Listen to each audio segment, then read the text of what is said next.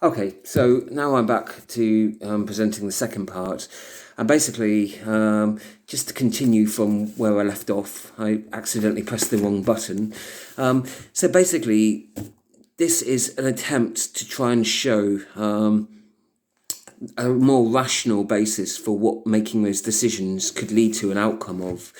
So I suppose the concern is that if we're only driven by our emotions, then sometimes we can make really bad decisions. We can be quite hysterical sometimes. We can be driven by fear or anger or even a desire to care for someone and cover up some bad things, or indeed by confusion, by sadness or depression, or by anger. So if we dwell too much on an emotion and we're driven purely and only by that, it can sometimes lead to quite destructive outcomes.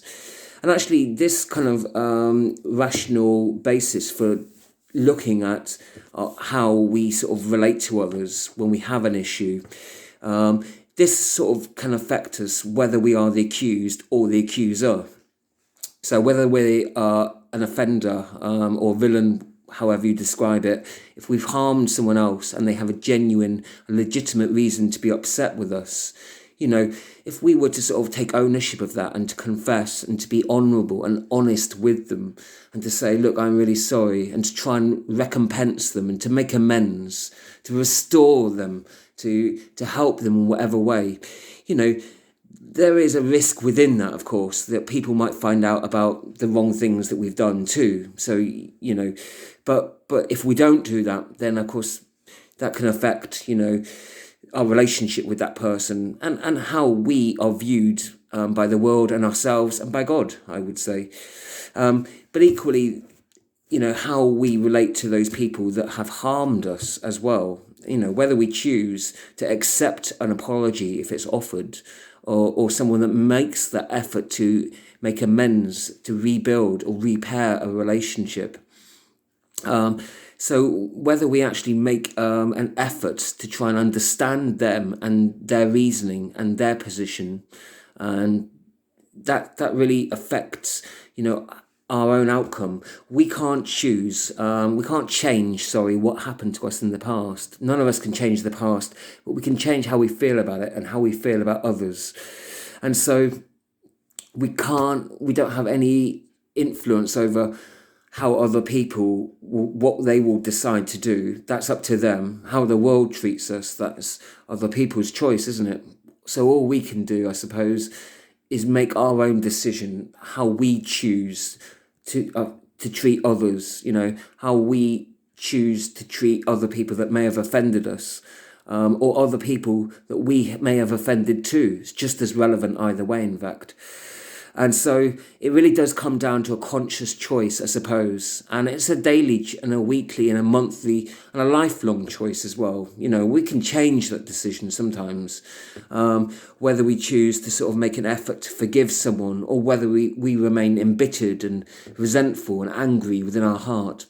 But anyway, I'm going to show what the chart of game theory looks like within the context of forgiveness. Although there's probably a lot of different maps that you could draw that could explain it from various other viewpoints as well. But this is how I would look at it. I don't know if I can get it in the photo. So I've drawn up loosely. So basically, as you can see, it's called the game theory of forgiveness. And there's really two options that we have, I suppose. And that's either to forgive an offence that's been done to us or to hold a grudge against an offence. If we look at, that's the options of somebody who's a victim, I suppose. But just because we choose to forgive someone for something, that doesn't mean we're automatically going to become great friends with them again. Because how can we forgive someone if they're in complete denial? If they say, well, there's nothing to forgive, I didn't do anything. So here we've got, in a wider context, the two options. If we've done something wrong, we can either confess to that, we can be honest about it, or we can deny, we can lie about it. The ideal option, the best option, is the only option where a relationship can be mended. And that is where both parties have made a genuine effort. This has happened in my life where there's been a terrible, furious row, and both parties have done some really awful things. And they've both had to confess and say, I'm really sorry, I've done some awful things. And they've both had to make an effort to forgive where they've been physically or psychologically wounded by the other. You know, but you can imagine if one of them holds a grudge and the other one confesses, however, it's a very different kind of scenario you're looking at there.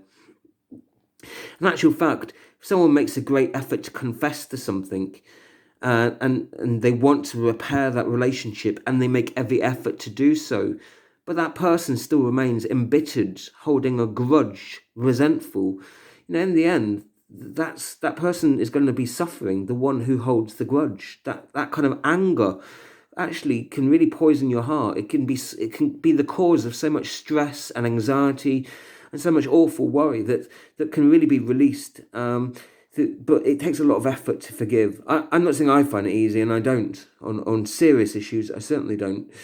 People that say forgiving a serious offence is easy are telling you lies, because it's a long struggle. But to deny an offence, if we look at someone who denies the offence on a wider context,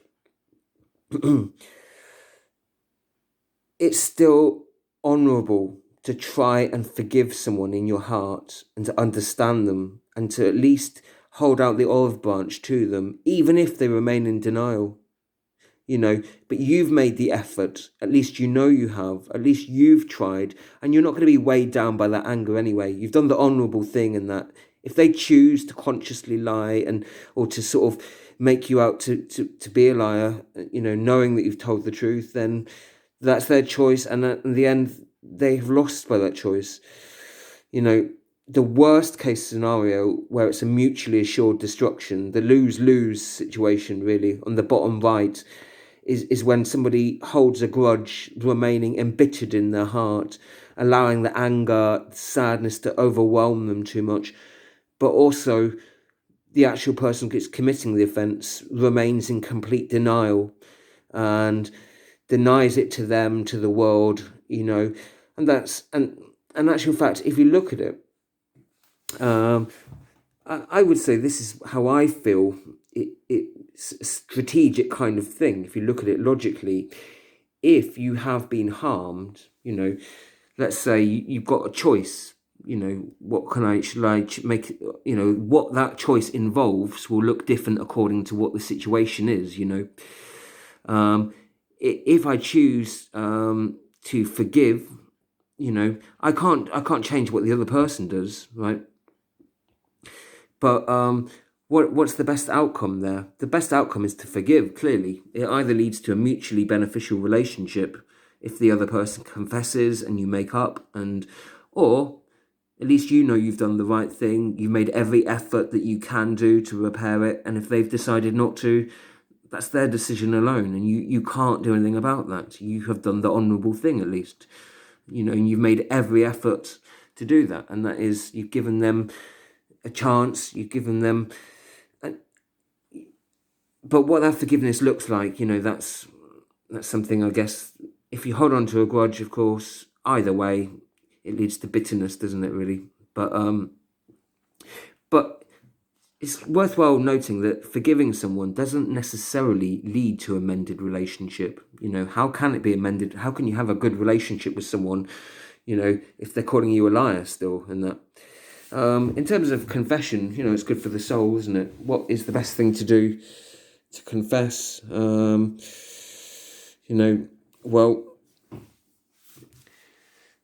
in actual fact, even if the person doesn't want to accept your apology, you can say you've made every effort to try and make it up to them and to redeem yourself. And I think that's an important thing to do, really.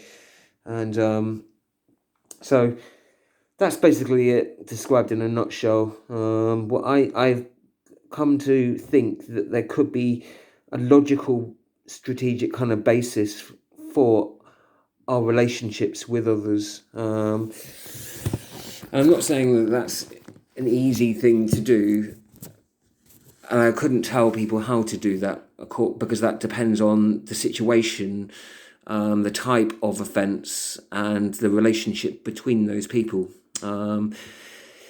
So that matters hugely. It differs a lot, of course, according to the context. So I can't give anyone any prescription for how that looks like. And I have my own struggles with it too.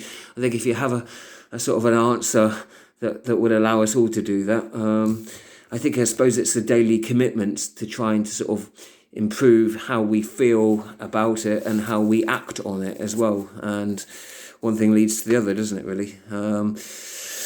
But I think studying it and looking at it from a more logical basis, shown to me at least, that it is worth trying to be honest, both in how we've hurt other people, but also trying to understand and forgive people. But knowing that forgiveness doesn't necessarily mean trusting them. That depends upon whether they are in agreement about it and whether you can find that common ground or not.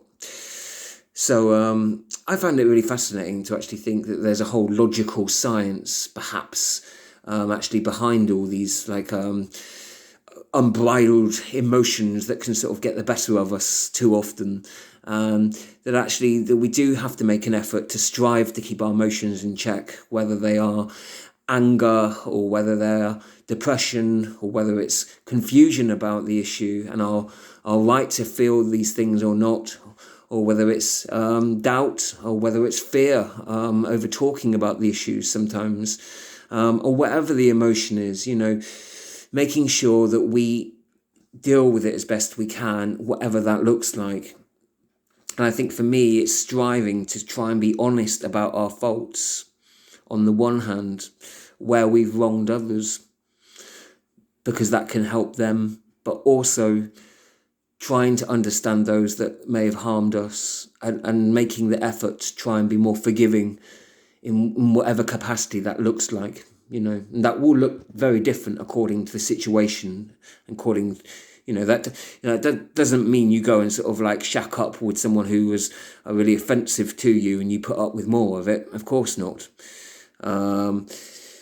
But, you still take precautions to guard others and yourselves, where necessary. But, it means you make the effort to try and understand their position and to try to resolve things as diplomatically as possible. And I think the burden is on all of us, when we go through these things. And I don't want to end up a sad, embittered person. And equally, I don't want to end up someone who's delusional and having to defend a lie to the end of my days. I ideally would like to repair whatever relationships that I can with people, or if I can't do that, at least to know that I've made the effort to where I can. And so anyway, I won't waffle on because those are really the conclusion of my thoughts.